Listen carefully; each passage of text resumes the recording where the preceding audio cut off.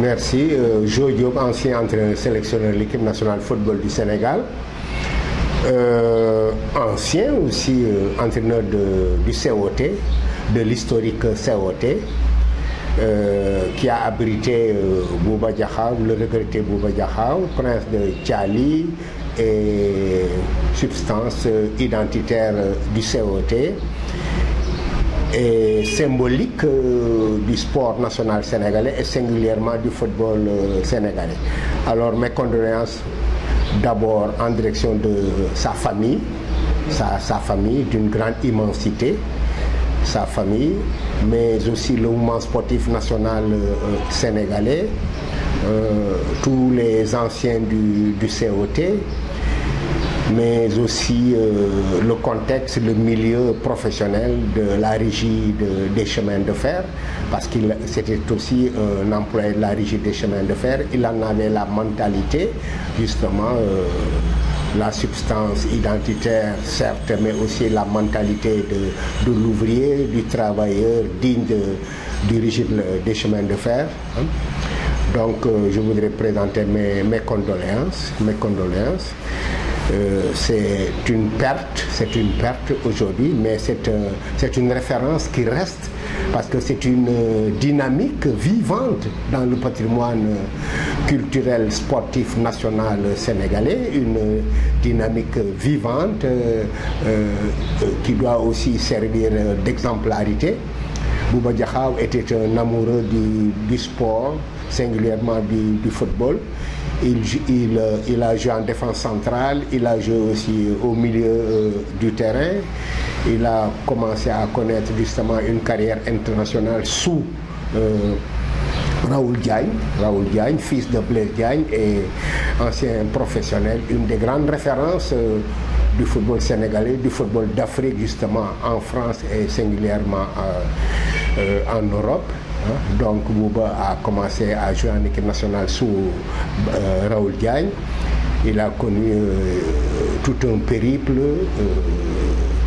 de joueur international, toujours avec l'équipe nationale de football du Sénégal, et jusqu'au jeu de l'amitié que le Sénégal a abrité, que Dakar a abrité.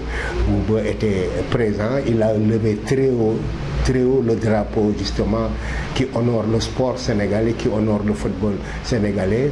De mon point de vue, c'est une référence culturelle, sportive, éthique, esthétique et d'entretien aussi lorsqu'on passe à la main justement tous ces souvenirs dans leur diversité. Bouba reste en tout cas une dynamique vivante. Il a voyagé parce que pour moi la mort n'existe pas. Il a quitté ce monde, il est rentré justement là où il va s'éterniser, se perpétuer. Donc c'est un voyage. Voilà, donc mes condoléances à l'ensemble du sport national sénégalais, du football sénégalais, à sa famille, à ses enfants aussi, Badou et Younous, qui ont été de très bons footballeurs aussi, qui ont joué au Thiès, à l'Etix, à la grande équipe de l'Etix, avec le Nadialo, avec le Amara Traoré, etc. Donc Badou et Younous ont suivi aussi le sillage de leur papa, très bons joueurs, très bons dans leur comportement militant, sans faille du sport national sénégalais et du football sénégalais, mais bénéficiaires aussi des condoléances justement que j'adresse justement à l'espace du sport sénégalais, du football sénégalais et singulièrement à eux. Il a été votre aîné, mais malgré tout, vous avez été son coach. Oui, il était beaucoup plus âgé que moi, mais j'ai été son coach. Il jouait avec les Ousmane Samb, les Koumen, Ndiaye, avec les Fadel Fall. À cette époque, il y avait aussi de grands dirigeants tels que Pape Sow de Sow Madiagne, grand dirigeant. Et puis il y avait aussi feu Gorgui Diouf, Alioune Gorgui Diouf, grand dirigeant du COT. Et puis son grand frère à lui, Bouba Diakhao, qui était justement un employé de la Poste, un haut fonctionnaire de la Poste, et en même temps aussi président du COT, son grand frère, comment il s'appelait encore, Tidiane Diop, son grand frère, un grand dirigeant d'une grande exemplarité, comme Pape Sow, comme Desso Madiagne, comme feu Gorgui Diouf, Gorgui Alioune Diouf, Tidiane. Donc voilà une somme de grands dirigeants, d'éducateurs. C'était des éducateurs, de grands dirigeants, plein d'exemplarité, etc. Je crois que ces cités ont marqué aussi le COT, ont marqué aussi cette grande époque du COT en présence de l'USRAI et puis les grandes nuits du COT qui étaient organisées par le COT en direction de Thiès, du COT, mais aussi du grand mouvement sportif national sénégalais qui se donnait rendez-vous à cette occasion de la grande nuit du COT. Voilà donc des souvenirs qui ne font que apaiser la douleur profonde, mais qui s'inscrit justement dans le tableau incontournable d'une histoire vivante entretenue par cette dynamique Bouba Diakha et qui devra servir d'exemplarité.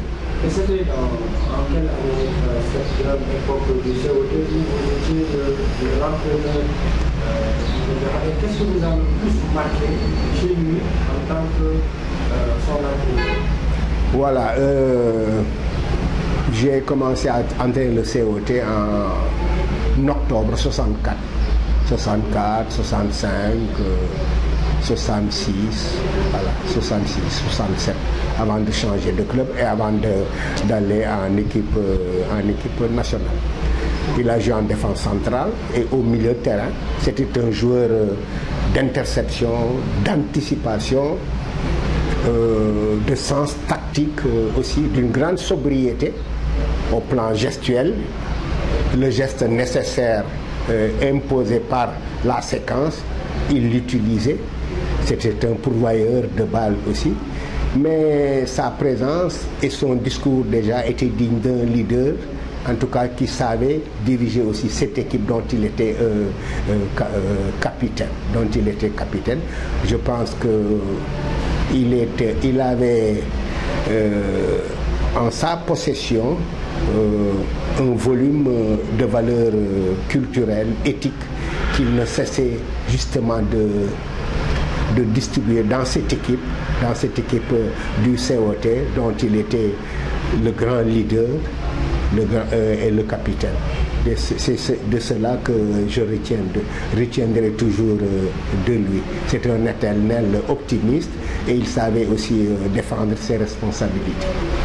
waaw nekk na délégué parce que foofu la dëkkoon parce que foofu dafa gënoon jàppaloo ko askanu Jaxaaw ñu xam ko mu xam leen xam seen jëmm donc mérité woon na le fait que mu nekk délégué de quartier mais yaakaar naa ne tam mënoon tam jëriñ footballu Sénégal si wàllu encadrement si club yeeg ñoom seen ndax passé woon diplôme d'entraîneur am encadré woon naa ko tam si diplôme d'entraîneur yi ba ne woon nu mu tudd encore kii deuxième degré waaw ne woon initiateur premier degré ba am deuxième degré waaw yooyu yëpp la man maa ko encadré woon fii deuxième degré bi fii au SNEPS boobu temps yooyu ne SNEPS sa nga nekk base waaw yooyu yëpp daa jëmm yooyu moom ndem si yàlla si amee woon na ko te tey raayam kenn du ko fàtte moom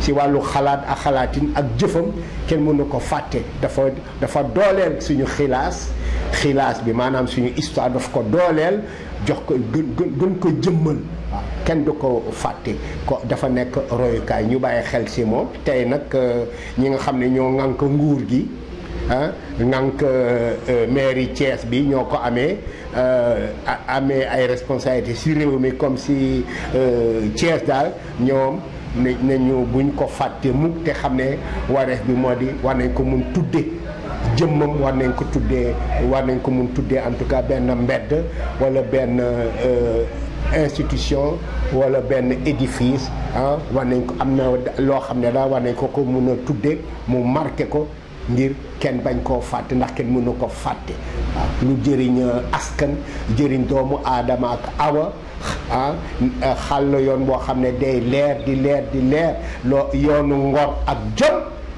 kooku kenn waru ko mën a ko fàtte dañ ko war jëmmal waaw ngor nag mooy faj gàcce jëf mooy nattukaay